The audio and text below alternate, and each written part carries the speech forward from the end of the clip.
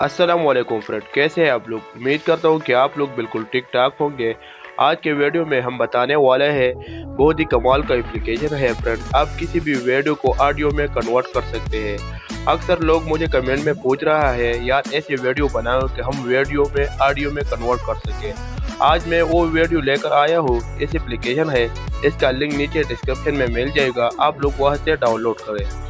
Video start करने से पहले वीडियो को लाइक करें, शेयर करें और साथ में चैनल को भी सब्सक्राइब करें। तो सबसे पहले मैं इस एप्लीकेशन को ओपन कर लेता हूँ। ओपन करने के बाद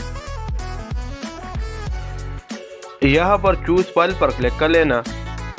चूज फाइल पर क्लिक कर लेने के बाद यहाँ पर आपको एक वीडियो को सेलेक्ट कर लेना। वीडियो को सेलेक्ट कर लेने के बाद यहाँ पर नीचे कन्वर्ट पर क्लिक कर लेना। जब आप कन्वर्ट पर क्लिक करोगे तो आपका वीडियो MP3 में कन्वर्ट हो जाएगा। तो फ्रेंड, इसी तरीके से आप किसी भी वीडियो को ऑडियो में कन्वर्ट कर सकते हैं। फ्रेंड, मेरे ख्याल से आपको ये वीडियो पसंद आई। अगर वीडियो पसंद आई वीडियो को लाइक करें, शेयर करें और साथ में चैनल को भी सब्सक्राइब करें।